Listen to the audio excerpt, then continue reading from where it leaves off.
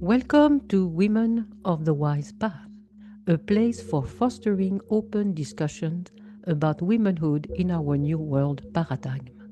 We are a collective of holistic practitioners, coaches, and leaders devoted to supporting women as we navigate the shifting landscape of our times.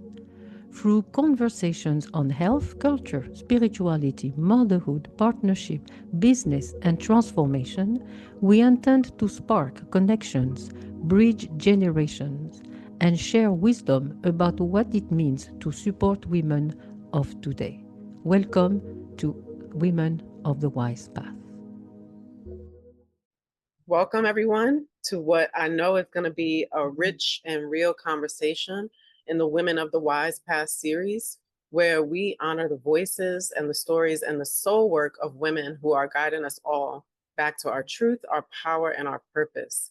So today, I have the honor and the pleasure of sitting with a new and cherished friend in my first interview in this series, Akemi Carter, who is the founder of Reset My Life and a radiant, soothing light for women who are done with burnout and done with survival mode so that we can reclaim our true identities.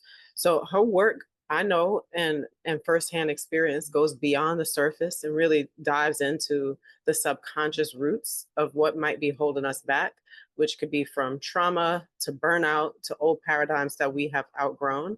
So we're going to dive into her story and her mission and the wisdom that so far she's gathered along the way. So, Akemi, before your brand and the programs, one of which you already started to share with me, there was the woman who was on her own healing journey. So tell us a little bit about who she was and what called her into this work. She was a mess. She really was. God love her. So basically, I lost both of my parents by the time I was 14.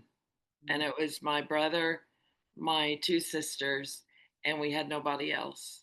And so we were literally, so it was 21, 18, 14, and then my little sister who was 11.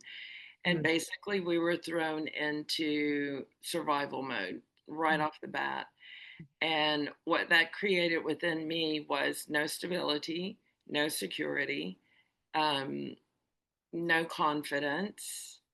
There was abandonment. There was just all kinds of negative that was working against us. And as a result, I became one of the most pessimistic people on the face of the planet. If it could go wrong, it went wrong. And then fast forward, living almost like a nomad life, not belonging, and then really just trying to figure out how to live, how to be. And moving forward, I ended up eventually learning about the subconscious, got married twice. It was a mess because I was bringing my insecurities, baggage. Subconsciously, I was looking for stability, security, and which is fascinating because I ended up attracting control freaks. And that's huge. That's key because we become what we believe. And so my belief was, I have no security, I have no stability, I don't know what I'm doing. I need someone who can just give me that. Right. So then the whole latching on, and I'm not good enough. And so just can somebody, anybody, just please. And then, now this is hindsight. What ended up happening was those are the vibes I gave off subconsciously, and I'm attracting those types. So when I look back over my life, it's control freaks, all of my relationships. Anyway, so still moving forward, I ended up learning about the subconscious mind, the power of the subconscious mind. And that was where I started Mm. this whole transformation, my journey of finding me. Yeah. And it's been amazing. I love it. So did you always love it? Like from the moment when you started to awaken, right? When you knew you couldn't keep like radiating whatever was magnetizing the relationships that you weren't enjoying or you didn't feel like fit. Did it always feel like amazing? Or was there a process, you know? It was a process. So this understanding the subconscious mind that happened 2013. That Mhm, was marriage related. And we had gotten to the point where we were nosediving. mm, And then I said in the state of North Carolina, you have to be separated for 1 year, one full year before you can file for a divorce. mhm, And so we were already there because we were already clashing. mhm, And I knew me because I was at the point where you just say the word and I'm out the door and you will never see me again.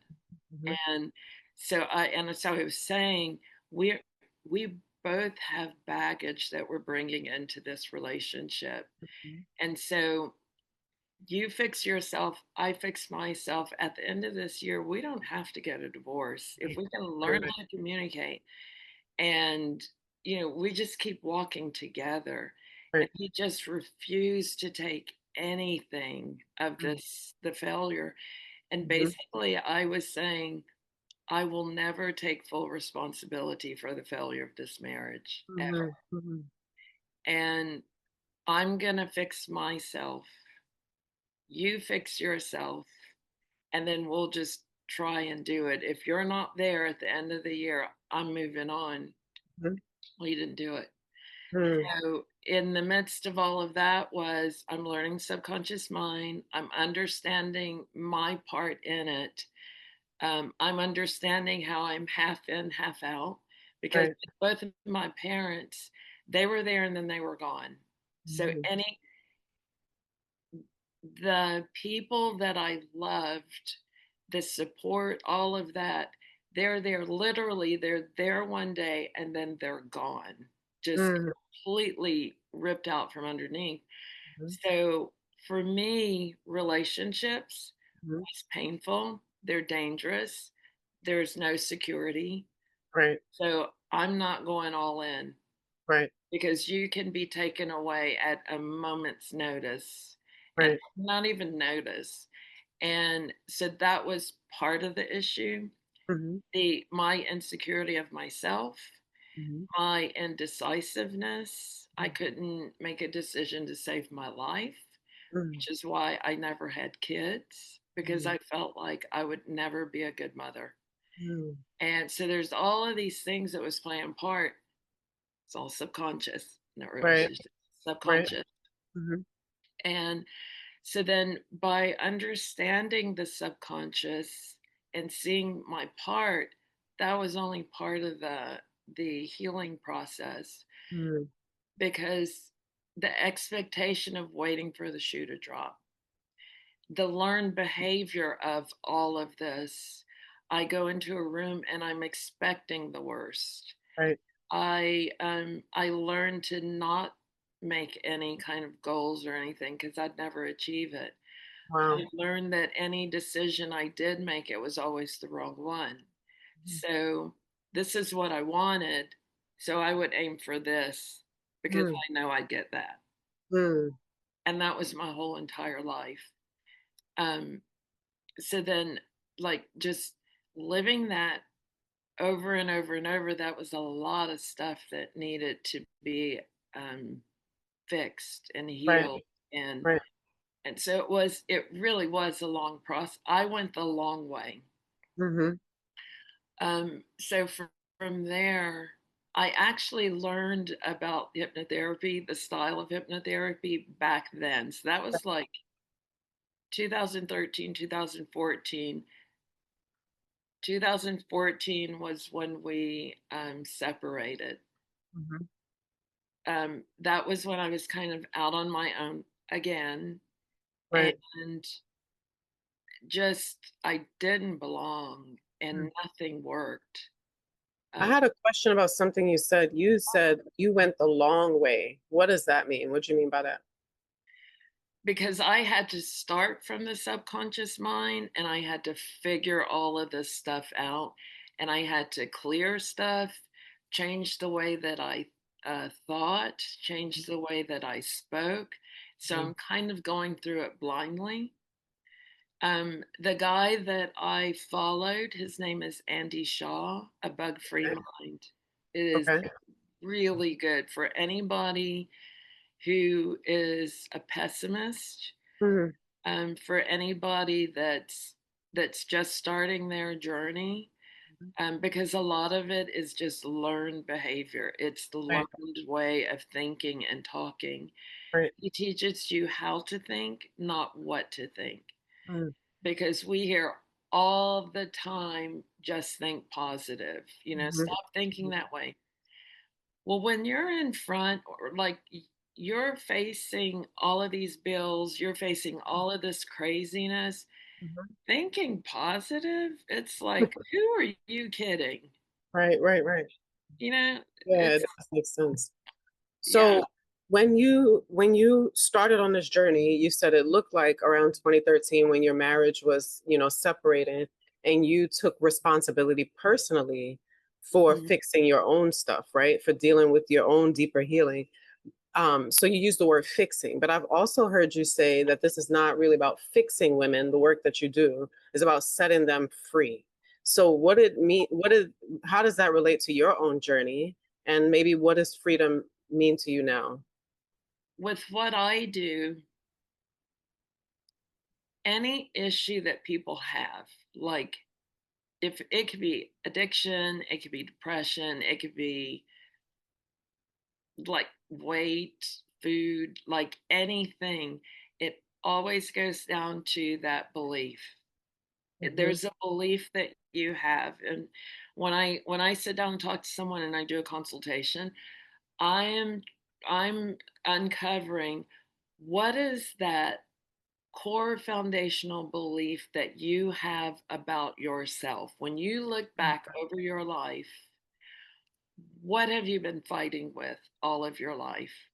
The most common one Mm. is I'm not enough, I'm a failure, I'm incapable, I'm worthless. Those are most common. Um, Whatever that belief is, it is running your whole entire life. Mm. And so when someone comes to me and it's like, wait, it's addiction, it's depression, Right. that's what I'm looking for first. Mm. Because if your belief is that you're a failure, it's not going to matter what you try to do. Mm. Your belief is deep down inside, no matter what, I'm going Yeah. to fail. Mm. So you can try those affirmations, you can try those diets, you can try this, that, and everything else. What you know right here is I am a failure. It is not going to work. It'll work for everybody else. It's not going to work for me. And Right. that's where the fight is. That's where the real struggle is. So two things. So freedom, you're saying, is when we're able to release those Yeah. limiting and negative self-beliefs that we picked up Yes. along the way, right? Yes. And then you mentioned some of the most common emotional blocks or like beliefs that have held women down. Where do you think those might come from? Because those, like you talked about, I'm worthless, I'm not good enough. Where do we get these from in the first place, these programs?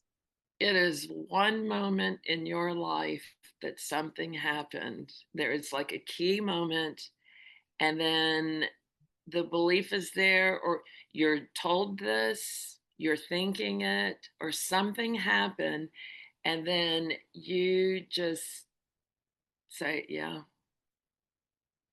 Mm. it's I'm just not. And then that's what's embedded within. It can be you can experience something over and over and over, where, you're being told that by parents, by, somebody who's like, you're a child and all you have is that adult or those Mhm. adults. Mhm.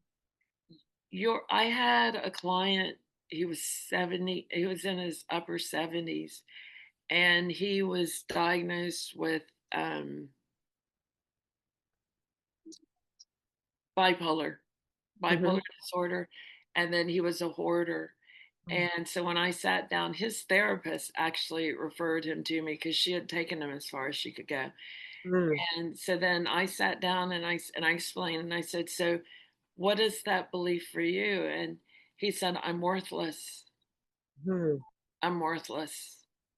He went through 73 years of this being told to him, beaten in him, experienced over and over, because once you believe it, then that becomes your truth, even if it's not. And then Right. you experience things, it's just going to keep confirming it. Yeah, see, I'm worthless. I'm worthless. Yep. Yep. Yep. Yeah. Yeah. And then it just strengthens it even more. So for, all of his life, basically, that's the belief. Mm. And when I did the session with him, I took him to the root cause. I don't know where it is. He Mm. doesn't even know where it is. But subconsciously, you have all of the answers. Right. Right. Talk therapy doesn't work because you're talking up here. Mm. This is rooted here, Mhm. like within your heart. And so I'm taking you, relaxing you so that your subconscious can say, here it is. Mm. So it's a memory that pops up, and it could be the most random memory. Right. And so we're going through, and the actual details of the events really doesn't matter. Right. It's what are you saying, or what are you being told? What is taking root right here? It could be a feeling, it could be the words, it doesn't matter. And Right. so what came up for him was he was with his mother. He's 5 years old, with his mother at the top of some steps. She's got the stroller with his baby sister in the stroller. She's trying to open the gate, and she has him to hold the stroller so she can unlock the gate. What does Mm. a 5 year old do? Let's go. Wow. Years old. Yeah. And so then she drops everything. She grabs the stroller. Baby is fine. But then she proceeds to tell him how worthless he is. Wow. And then the father comes home. The father is abusive. And then the father beats it into him, basically Wow. telling him, you're worthless. And that was the moment that it really just stuck. There's other incidents and other things, events that happen, but it was in that moment for him that that belief became, I'm worthless. That is so is deep because when you think about it, that means like anything, stuff that we might think is inconsequential when we are Oh, talking to children, talking to other people in general, you don't know how it actually will impact the right. ripples throughout the years, throughout their psyche. And it reminds me of that movie Inside Out. You watch that movie Inside Out before? I've heard about it, but I've not seen it. It was like in the well, they animated the idea of that core memory activation, like that what you just described as like that was a core memory, even if he didn't actually remember it, but it Right, affected the rest of his life right, because it sunk down deep into him in that way. Um, right. so Because, yeah. but that belief becomes the foundation that you will build your whole entire life on. Mm. It's why you choose the things you do.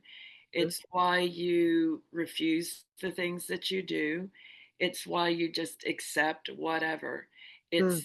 It's the vibes that you give off.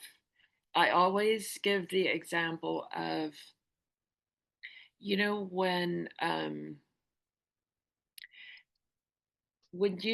when you believe something over and over and over, you give off the vibe, you literally become it. Mhm. And you give those vibes off. You don't know it, you don't realize it, But once you send those signals out, once you just are, right? Yeah. You're going to attract the people and the things that needs someone just like you. Mhm. Now, if Mm. you take that, find your belief, and then Right. look back at all of the relationships you've had. Right. So we're magnets. Um, Yes, it's a magnetism. yeah. So for my case, I I was out of control. My life was not in control. I just needed, for goodness sake, I needed someone who was in control Mm. that I could feel stable. Mhm. Boom, control Wow. freak. They need someone like me that they can control. The attraction was this person has got it all under, and got it all under control. I feel safe. Right. I feel protected. Mhm. Oh my gosh, this is what I need, or it feels so good, or whatever. And then there's the connection. Mm. The problem was for me was I didn't have anybody to answer to at 14. Yeah. So So, that was not a good mix, actually. right. So when the control was like trying to, Wow. get in your place, you're not coming out, or, whatever, you're not going to have your own bank account. How Wow. dare you have your own bank account and all that? And I'm like, hold up. No, Yeah. that's not an option. And then as it like continued, and then when I started to heal, I'm brought up here, Mm. and Mm. that's not gonna fly. So there was all kinds of, it Right. got worse, the conflicts, because no, you need to find your place and Right. your place. So that's So the you dynamic. brought up a really important point, which is that for many women, money is tied to control, survival, sacrifice. How do you think we can begin to rewrite that part of the story? Okay, so we as human beings, we are hardwired to keep ourselves safe and protected. If you connect or associate pain or danger to anything, money, love, relationship, you will self sabotage. Mm. You, because you're trying to protect yourself, you're trying to keep yourself protected. Mm. Doesn't matter what it is. Even if you're consciously trying to do this, you are going to automatically gravitate to what is familiar, what you know. Mhm. You're going to Mhm. automatically go there. You could have the best person in the world to come to you. Right. If your attitude is one way, you'd never see them. If Mm. your belief is another way, you'd never accept them. Mhm. That answers all the good guys. You just treat Right. them like crap. You're self sabotaging. Right. So it's a matter of, you have to understand what is your belief. That's the one thing you need to sit down and understand, or figure it out, sort it out. What is the belief that I have about myself? And you got to start there. What is the Mm. belief that you have about money? You got to start there. How do you think your understanding of womanhood has shifted since stepping into this kind of work? That's a good question. And for whatever reason, I go back to, I had a Reiki session. This was a few years, it was like pre COVID, just before COVID. And I didn't think that I had a bad relationship with my mother. Mm. She was just absent. Mhm. But I had this Reiki session, and if I don't know if you've ever had Reiki or not, but it's all about moving energy, like Mhm. releasing energy and all. And after the session, I remember I was with my friend, and we were out at the mall, and this was the day after, and I had this huge download of tears. Mm. Like I was literally about to break down. It just popped up like that, came out of nowhere. No, Right. no warning or anything. And I got really quiet and I told her, I'm really quiet, but it's because I'm getting like this huge download of understanding. And if I were to start talking, I'm afraid I'm going to fall apart right here in the middle of the mall. So Wow. I'm just not saying anything. And so she said, okay, don't worry, let's go. So I went home. I'm going to cry. I went home and I sat in my closet and I said, or I just had this visual and I said, it was like my mom. Mm, It's so mm, still strong.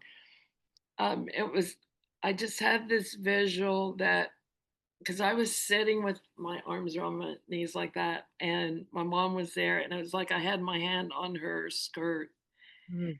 and I was like saying, "You left me." Wow. Mm, And I have been wandering this earth trying to figure out how to live. mm, And I have no idea how to do this. And so the whole thing of receiving, mhm. having, like it was all wrapped up with her. Right. And so looking back over all of the struggle and all the fight, it's like, I don't know how to receive. I don't Mm, know how to do this. mhm, I don't know how to live. I don't know how to feel safe. mm, I don't know because you left. mhm, And then so the feeling was I've been trying to hold on to you like emotionally and all of this, and it's paralyzed me where I have not even been moving. And this is like mm. 30 years later, Right. you Right. know? And I had to let her go. And so I'm sitting in the closet and I'm saying, Mama, I'm letting you go. Mm, And it was almost like in letting her go that helped me to open up and to find my way. Now, at that point, I had already done my, the RTT work on myself. mhm. I was already a hypnotherapist myself, so this is still an ongoing healing process. Yeah.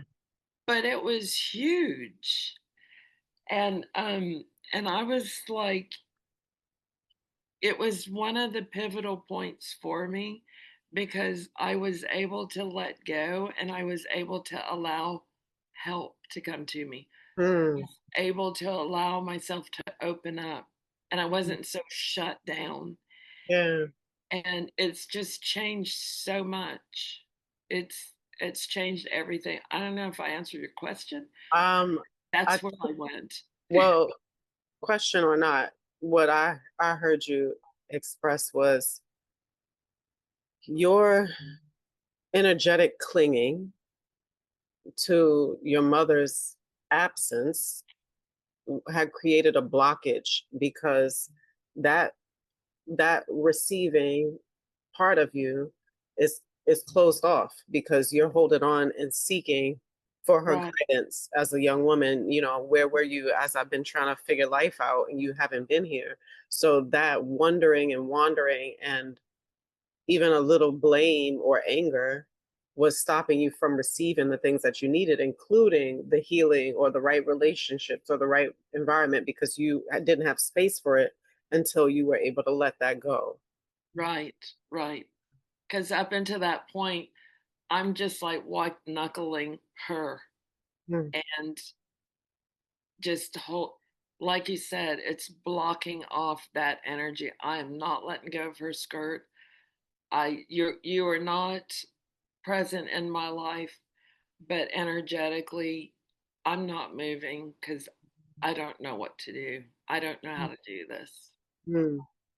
Yeah. So that is a beautiful And sure, it's still, like you said, you're still processing. It's not like this is like a done, one and done thing. It's, releasing over time layers of it. So Yeah. that's beautiful. And I appreciate you for sharing that with us. And another question I have is, what do you think, what are some sacred truths that you think women are being invited to remember about ourselves right now? You came into this world perfect, and perfect in the sense of you knew you were good enough. You knew you were lovable. You knew you were wanted. You knew you were perfect. And it's the family that you're born into, it's all of their dysfunction. It's Mm, all of their stuff that was put in front of you. Just like that one client, he had only been on earth for 5 years. mhm, And the people that he had is telling him, you're worthless, you're worthless, you're worthless, until he began believing it. So for us, we have our truth, and our truth is we are good enough. mhm, We are worthy. We are lovable. We are wanted and needed. We are all of those things. When you're feeling the opposite of it, it's not you. mm, That is a belief that was given to you or created or embedded within you from a dysfunctional person, experience, whatever. It doesn't belong to you. That's not your garbage. mm, Garbage is not the word I want to use. mhm, It's not yours. And right. so even like when in the sessions, what I have people do is you box all of that stuff up, that energy. It's all an energy. That is Mhm, literally all it is. The belief is an energy. mhm, And I have them box all that stuff up, and you're doing it subconsciously. Give it back to the person that it belongs to. Put it at their feet. And you're saying to them, this is yours. mhm, I've been carrying this around all of my life, and I'm not doing it anymore. mm, That's your baggage, that's your garbage, that's your crap. You can do with it whatever you want to. right, I'm not taking it. right. And then they're able to detach from it. And when you detach from it at that subconscious level, it's gone. Mm. It is just gone. So speaking about that, like releasing and returning those energies that no longer serve us or maybe weren't ours in the first place. You talked before about going the long way and you mentioned RTT. So talk to us a little bit about how does RTT, what does it stand for, and how does it help women get to the root faster than traditional or old school or like the long way therapy? So, RTT is a style of hypnotherapy. It's rapid transformational therapy, and that's where I started. And it's evolved since then. But basically, what it does is, or what we do is, we find the belief that's causing the issue, and then we're taking you to where it started, where it was embedded within you in the first place. And then we're helping you or showing you the way. I always tell people, I'm the light that shines in your darkness so that you can find your way out. Mm-hmm. And I'm talking you through to walk you through the process of letting it all go once you detach from it. Because when you go back to this memory, Mm-hmm. you're going back, you don't relive anything, but you're Mm-hmm. going back and you understand why you believed it, but you also understand because you're seeing it from the adult perspective, not the child. Mm-hmm. And by Mm-hmm. seeing it from the adult perspective, you understand that's not true. Mm-hmm. Like, as a parent, you were never given instructions. Mm-hmm. You had your own stuff that you were going through, Mm-hmm. and you would get angry, and you you just did the best that you could. Right. It's not is the RTT is not about putting blame. Mhm. It's about you understanding where it came from and how it's not true. Because Right. once you understand that, you detach from it. And once you detach from it, that's where the healing is. Hmm. And once it's detached, once it's gone, the action that's connected with it, associated, is no longer valid. Hmm. Hmm. If it's weight, if it's depression, if it's addiction or whatever, the Hmm. belief is no longer there to support the reason that you're doing it in the first place. Right. It falls away. Right. Yeah. That So, makes sense. And I mean, it made me think of the session that you and I shared and how I remember being able to see myself in a moment that I used to define from the point of view of being that version of myself, right? So I felt powerless, I felt weak, I felt like a victim, I felt betrayed. But I'm looking at it from a third person as me now. I'm looking at me then and being like, well, actually, you did a great job handling that. Like, actually, right, that was a pretty mature way that you responded to the situation. right, Actually, that has nothing to do with you. That's that person's issue that they put on you. So I see how in yeah, my own in our own work together that I was able to who knows, I could have talked for years, and I haven't been to traditional therapy personally, but I think I could have spent a lot of time trying to figure out, like that you know, little girl that day or those days felt like this, but now do you recognize that, but we did that in a matter of an hour, right? Or two, yeah, just going through all those different phases. So I think yeah. it's tremendous that this is happening for women now.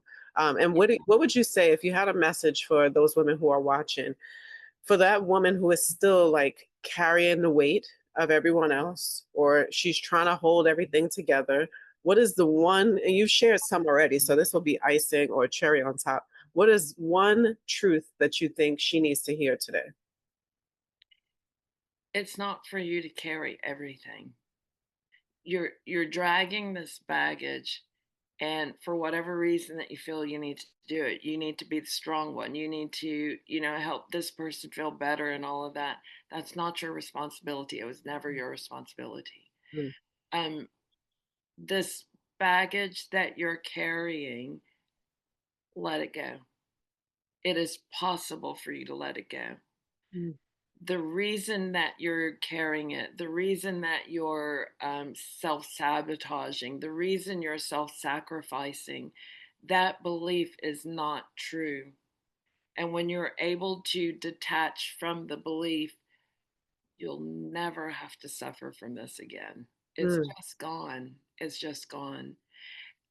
And going back to your point of the traditional therapy and all of that, you will never be able to talk yourself to that moment where that belief became your truth. It's a needle in a haystack.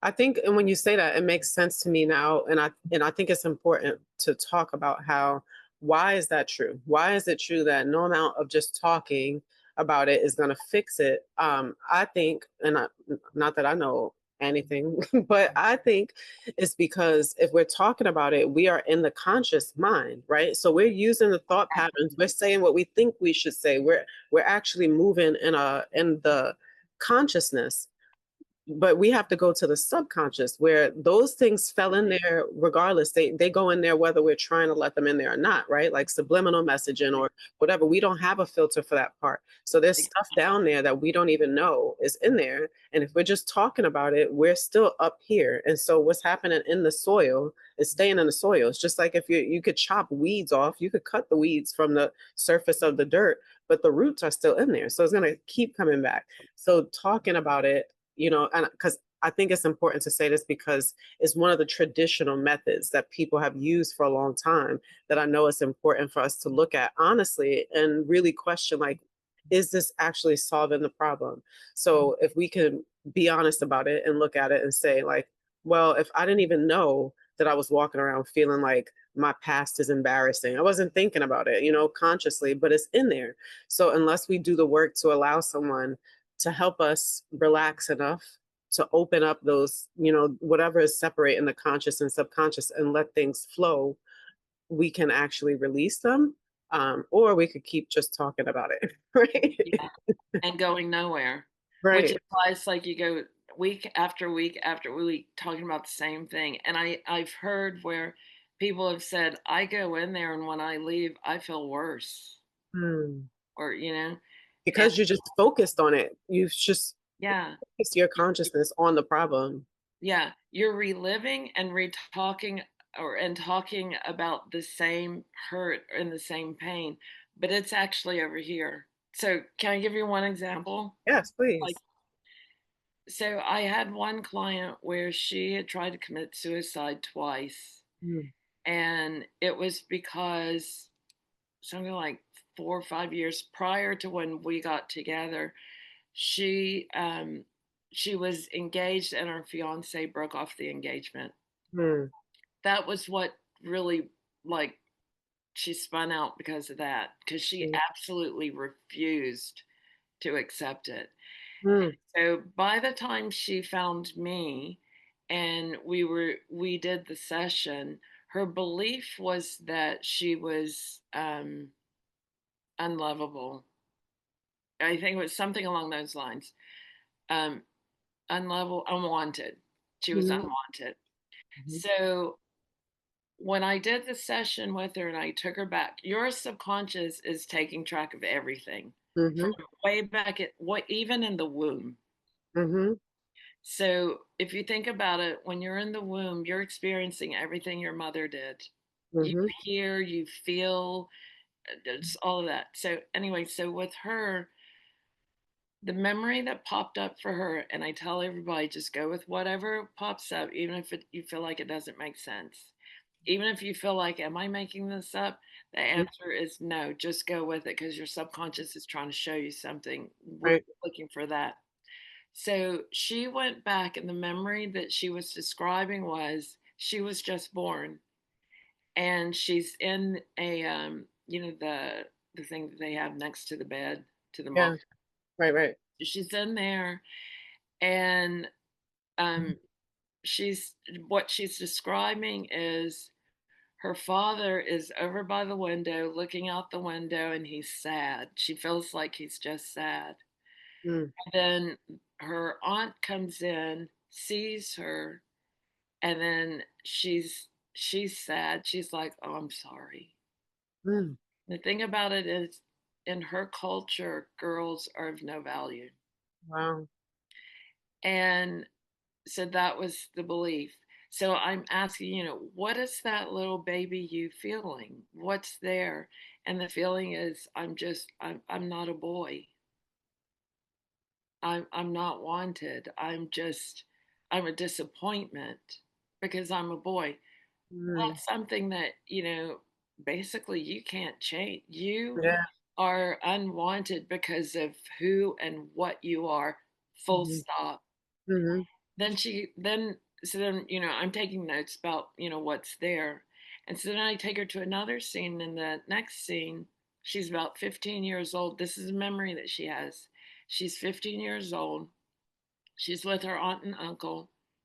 Something happened to the uncle, and she's trying to drive them to the emergency room because parents can't drive. Mhm. She gets into an accident on the way, wrecks the car basically, and they proceed to just go hard on her. She's got to pay for Mhm. the damage. She's got to do this. She's like 15 years old, trying to get them to the help. And so then Right. again, it's like, what are you being told? What are you feeling? What's being embedded within you? Again, I'm of no value. Mm. So we go to the third scene, and all of the pieces, what the subconscious is showing her is you're of no value here, you're of no value there, you're just unwanted. So Mm. she thought the reason of the suicide and all of that was because he broke off the engagement. But what the subconscious was showing her over here is you're of no value. And when Mm. she put the pieces together, she finally found someone who wanted to marry her, and he walked away, Mhm. which was saying, you are of no value to me. Mm. Mm. And that was why the I'm It was trying like a to say trigger. It was like, it sounds like it was like picking a scab, you know, like it has scabbed enough for her to function, but when that happened, it ripped it off and now it's wide yeah, open and she can't handle it. yeah, yeah. Um, So you may think you know where it came from, an event or whatever, but by the time you get to that event that happened at, whatever age, that's just a symptom. That's just a confirmation of the right. belief that was embedded way back here. Wow. Yeah. So good. I know, and I'll just add like my own personal example. And I've shared with you how hypnobirthing was something that I learned and experienced in order to have a home birth, a natural home birth, with my third of four daughters, right? But the first two I had traditionally. And what I realized as I was prepping for that third birth was that there's so many layers of subconscious fear and tension that we have around childbirth. And I think there would be no way for me to analyze like where it all came from, because it comes from all different aspects of life. Like we see it on TV. Every time you see someone, having a baby, it's panic, it's emergency, it's lights, it's rushing, it's like screaming, it's crying. Right. And Right. so I knew at that point, like there's way too much stuff in there for me to even try to dig in and like, consciously talk about, oh, that's not true, or that's not how it is, like, which I did too, right? I did a lot of reading and everything to realize like, well, no, you don't have to panic like that, but Right. doesn't Exactly. that doesn't change how you feel when it's time for an 8-pound person to come down, right? You can't just say you don't have to feel panic, right? You can't just talk yourself out of it, because your body has a physiological response to your thinking, like the subconscious thinking. So the only thing that I give credit to being able to give birth in the way that I did with my third and my fourth daughter was through hypnotherapy. It was through actually reconditioning, not in an active way, but like various ways of like sinking into that theta state of consciousness, and then allowing myself to be reprogrammed with the ideas, with the images, with the phrases that would allow me to open up in a way that I could never just do that by talking about childbirth, because I would continue to feel like, Right. oh my gosh, this is gonna hurt. You know what I mean? But it Yeah. was that's my personal example of how I understand that hypnotherapy and RTT is a way to go beneath the surface and Yeah. actually weed out or replace. Because like in the example I just gave, maybe it's not like finding like, oh, you watched this episode of the Martin Show in 1986 and this is why, it's not like that. It's like, okay, you could leave them there, but let's pour in some more positive images and ideas to replace Yeah. those things. So Also, let me throw this in too, because this is like crazy, mhm, crazy good. Um, your subconscious is so powerful in that it's just gonna take in whatever you say. So if you've been programmed to believe that, that things are gonna happen a certain way, your right. subconscious is basically saying, okay, got it. This is just how it is. Now, let Mhm. me give you an example for Mhm. me. Remember, my mom was gone by the time I was 14, so she did not hit menopause. Mm, Okay. I never experienced menopause through her or through anyone else. right. My body, I swear by this. It was like my body did not know how to do menopause. Wow. I did not go, I went through menopause, but I didn't experience all of that. Wow. So what happened with me was I I remember there were times when I got really, really hot and I was like, what in the world is this? Because I was getting my brows waxed and I was sitting in it and I was thinking, why is it so hot? Because she's doing my brows, but she's always done that. But for some reason, her heat off of her body is just radiating. What in the world is going on? I got up and the seat was wet. And I was thinking, what in the world is going on? I didn't think anything of it. I left and then, it was fine. I remember there were a couple of times where I just got really weirdly hot, Yeah. and I never equated it for menopause. I never said, "Oh, that's my menopause. Oh, I'm Right. going through menopause and all that." I just said, "Okay," and just dealt with it and moved on. Mm. Then there was one day when I had that really bad period. It was like, it was a mess. That's a whole nother story that I won't get into. But then I realized, oh my gosh. Because after that, then it was like less Oh, period, okay, okay, no okay. period, Right, right? right. And then that was when I realized I just went through menopause, but never knew it. I Mm, never experienced it like women do. So I tell women, don't claim that stuff. right, right. It's true. Don't It's claim so it. good. So, so good. So powerful. So, Yeah. what are you currently offering for women who are ready to reset and to rise into the next level? And I use those words on purpose because in our conversation, I felt myself Exactly what yeah. rise. Exactly, right? Like out of the jet stream of normal into my next level, right? So what do you tell us about your offerings for women who are ready to make that kind of leap? I've got a 4-month program. Mhm. We start at the beginning of what is that thing that you've been fighting with? And then Mhm. every week we come together and it's like we're taking a machete and we're just knocking that stuff off. Right. It's the beliefs every week. By Mm. the time you get to the ninth session, Mhm. all your stuff is gone. Mm. Like, I don't do it where you're coming to me for one issue at a time. I Right. literally mean all of your stuff is gone. I have people that will say, I had one person, she was like, I don't know what else to work on. And then I'm like, yes. Mission accomplished. Yeah. So by the time you get to that point, it's like you get your life back literally. Yeah. Okay, I got it. love it. I love it. I I can see love that. We all see that. The way you light up when you think about someone actually getting to that point of realizing like it's all off, right? It's all about freedom. it. Like you Yeah. said, it's not about fixing, it's about freedom to be who you are in the first place. It's not none of these things I've heard you say over and over. It's not you. It doesn't belong to you. You can let it go. So Yeah. it's when you deliver, help a woman deliver to herself her own sovereignty, her own freedom of her life. You light up like you are right now, Yeah. sparkling, joyful, Yeah. giddy. Yeah. Yes. I've gone through the process myself.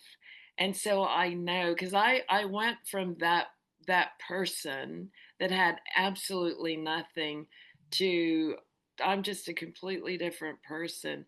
And for me to be able to give that gift, like there are no words Mm. to for you to have your life unapologetically and to be that authentic version of you where you're unstoppable. There is Yes, that's it. That's it.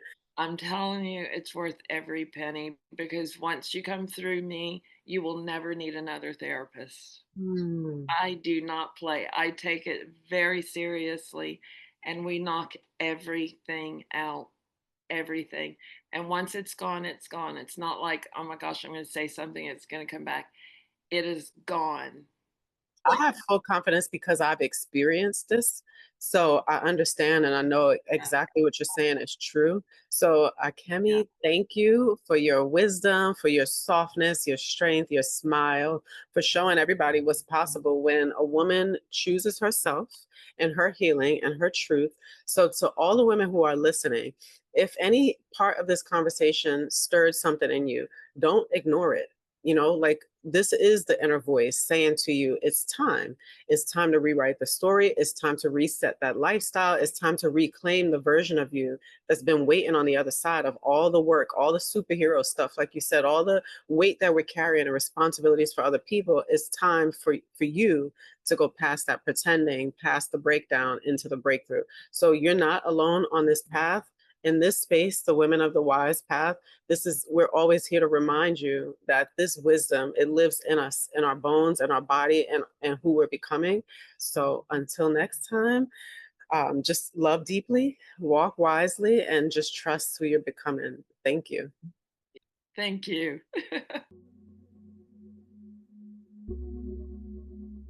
Thank you for joining us today for Women of the Wise Path.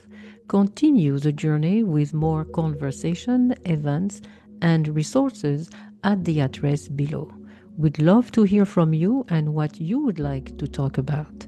Together, we're shaping a future rooted in wisdom, collaboration, and the infinite power of the feminine spirit.